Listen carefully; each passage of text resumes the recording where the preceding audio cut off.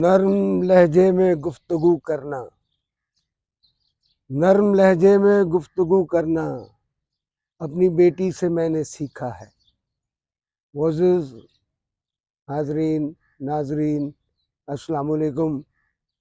मैं सबसे पहले शुक्रगुज़ार हूँ मिर्ज़ा उस्मान बेग का और उनकी सारी टीम का कि उन्होंने आज मुझे ये मौका दिया कि मैं आज एक अज़ीम शायर जिनका मैंने ये शोहरा आफ़ाक़ शेर पहले पढ़ा, जनाब तारिक चुगताई मरहूम, उनकी कब्र पर आज हम मौजूद हैं। और तारिक चुगताई जो हैं वो फ़रासत बुखारी के बहुत करीब थे और फ़रासत बुखारी जब भी यहाँ पर एक मुशायरा होता है बज़्म चुगताई के ज़ेर एहतमाम, जब भी वो आया करते थे तो पहले इस कब्र पर हाज़िरी दिया करते थे। और मौजूद हाज़रीन, तारिक चुगताई जो हैं वो 9 अगस्त 1957 को लाहौर में पैदा हुए। इनके आबा अजदाद का ताल्लुक़ जो है वो जालंधर से है। ये इनके आबा अजदाद जालंधर से माइग्रेट करके लाहौर आए और यहाँ पर जो है वो बस गए। और ये घराना जो है वो मुत्तहिदा हिंदुस्तान का दीनी और सियासी घराना तस्वर किया जाता था।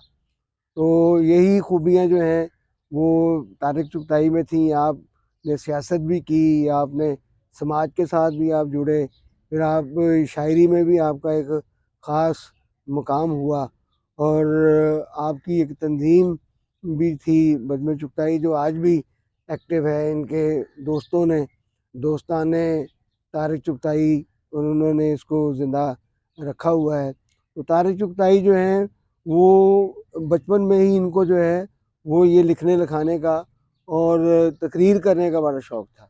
तो ये जो स्कूलों में मुकाबले हुआ करते थे बैतबाज़ी के या स्कूलों में जो मुकाबले तकारीर के होते थे उनमें ये बाकायदा हिस्सा लेते थे। तो ये जब जवानी आई है तो ये मुख्तलिफ़ शोरा से बड़े मुतासर थे और अंजुम रुमानी का ताल्लुक़ भी इसी ख़ानदान से है। तो ये अंजुम रुमानी से भी ख़ासे मुतासर थे। तो इन्होंने फिर आहिस्ता आहिस्ता शायरी का आगाज़ किया और इनकी 2 किताबें मंज़र आम पर आ चुकी हैं और इनके अशार जो हैं वो बहुत ज़ुबान ज़द आम हैं। तारिक चुगताई को दोस्तियाँ करने का बड़ा शौक़ था और बड़े-बड़े मशाहीर जो हैं वो उनकी हल्का अहबाब में रहे, जिनमें डॉक्टर तारिक अज़ीज़ हैं, जिनमें बाकी अहमद पूरी, अख्तर शुमार मरहूम और बेशुमार लोग जो हैं वो इनके हल्का में मौजूद होते थे। ये असल में एक कारोबारी शख्सियत थे। इनके ये इलेक्ट्रिकल अप्लायंसेस का शोरूम था और उसमें जो है वो इन्होंने एक ऑफ़िस बना रखा था जहाँ पर गाहक कम आते थे और शायर ज़्यादा आते थे, या इस तरह अदब और सहाफ़त और फ़िल्म के जो लोग थे वो इनके पास जो है वो ज़्यादा आकर बैठे थे। एक हमारे जो हैं जो आर्टिस्ट यानी अली एजाज़ साहब के साथ इनकी भी बड़ी कुर्बत थी और इसके अलावा और भी कुछ आर्टिस्ट थे जो इनके पास जो है वो आकर बैठा करते थे। और इनके अंदर जो है ये खूबी ये थी कि जिससे ये दोस्ती कर लेते थे, उससे जो है वो क्या है हमेशा दोस्ती निभाते थे।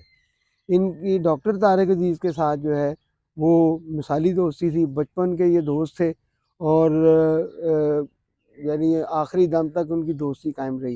इत्तेफ़ाक की बात ये है कि 12 मई 2021 को इनका इंतकाल हुआ और डॉक्टर तारिक अज़ीज़ का 20 मई 2021 को इंतकाल हुआ। यानी ये 8-10 दिनों में ये दोनों दोस्त जो हैं वो दुनिया से चले गए।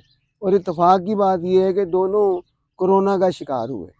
ये भी कोरोना की वजह से दुनिया से गए और जो डॉक्टर तारिक अज़ीज़ थे वो भी कोरोना की वजह से जो है वो गए। अब ये बड़ी हसास इनकी तबीयत थी, ये माशरे को बड़ी करीब की नज़र से देखते थे। इनको जो है वो सबसे ज़्यादा जो है वो दुःख ये होता था कि जो अदीब शायर है उसकी जो है हुकूमती सरपरस्ती जो है वो बड़ी कम है।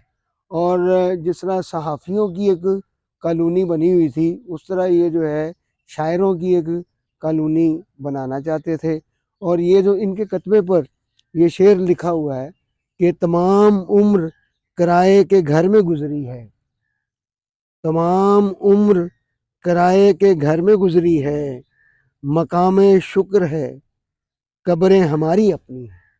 तो ये असल में उसी बात की जो है वो तर्जुमानी है जो ये जो अक्सर शायर हैं वो किराए के घरों में रहते हैं।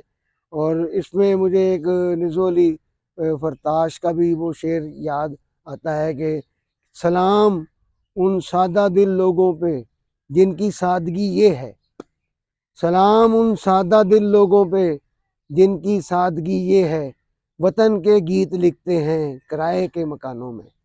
तो ये दोनों शोरा जो हैं, ये जो किराए में रहने वाले लोग हैं, उनकी जो मुसीबतें हैं या उनकी जो समझ लें कि दुख हैं, वो होता है कि भाई एक बड़ा हिस्सा जो है जो उन्होंने अपने सेहत पे खर्च करना होता है या जो अपने बच्चों की तालीम पे खर्च करना होता है या दूसरी ज़रूरियात पर खर्च करना होता है, वो एक बड़ा हिस्सा जो है वो मालिक मकान को दे देते हैं। तो ये एक शायर ही इस बात को जो है वो समझ सकता है। फिर उसके बाद जो है तारक चुगताई का एक हवाला ये था कि ये समाज के साथ जो है वो बहुत जुड़े हुए थे और बेशुमार ऐसे लोग जिनके गुज़र बसर जो है वो बहुत कम होती थी, तो इन्होंने एक ऐसा हल्का बाम बनाया हुआ था कि वो खामोशी से जो है वो किसी हकदार का नाम जो है वो उनको बता देते थे और वो बिल्कुल खामोशी से ही उनकी जो है वो क्या है वो मदद हो जाती थी। असल में इनके जो स्कूल कॉलेजेस के दोस्त थे वो बड़े बड़े मकामात पर जो है वो आए, वो कोई डिप्टी कमिश्नर बना, कोई किसी हॉस्पिटल का एमएस बना, कोई किसी अदारे का सरबराह बना। तो तारिक चुगताई साहब को ये सहूलत थी कि वो तारिक चुगताई की बड़ी इज़्ज़त करते थे। तो इस तरह ये समाज के साथ जो लोग जुड़े होते हैं, जो छोटी-छोटी मुसीबतों में मुब्तला होते हैं, तो तारिक चुगताई का एक ये भी क्रेडिट है। तो दुआ है कि अल्लाह ताला इनको जन्नतुल फिरदौस में आला मकाम अता फ़रमाए और इनके जो शोरा आफाक अशार हैं वो हम सुनते हैं और ये अपनी शायरी में हमेशा ज़िंदा रहेंगे। अल्लाह ताला इनके दर्जात को बुलंद फ़रमाए। आमीन।